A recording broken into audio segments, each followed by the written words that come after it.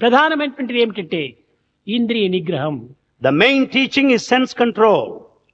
తద్వారా అనే అనంతమైనటువంటి అటాచ్మెంట్ అనగా సంబంధ బాంధవ్యంలో ఉండకూడదు. Then one should not have attachment. పదార్థములు ఎక్కువగా మనం ఆశించకూడదు. We should not anticipate worldly objects. Ceiling on desires. That is sealing on desire. ఈ యొక్క కోరికలను మనం తగ్గించుకోవాలి. We should cut short our desire. మన సుఖ దుఃఖములకు మూల కారణం కోరికలే. For our pleasure and pain, desires are responsible. కోరేటువంటి వాడు భక్తుడు కాదు.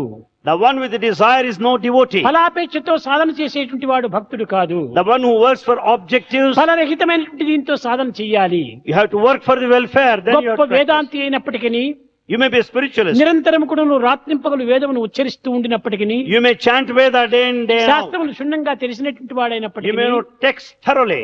సాధనలు సలుపుతూ ఉండేటువంటి వాడైనప్పటికీ, You may undertake spiritual యజ్ఞయాగాదులు practice. సలుపుతేటువంటి వాడు కానీ, యజ్ఞయాగాది క్రతువులు, You may undertake yajna and yaga. దీని వలన భగవంతుడు మనకు చిక్కడు అనేటువంటి ఒక సత్యాన్ని జడభరతుడు చాటుతూ వచ్చాడు. Jadabharta went on teaching through these sacred acts.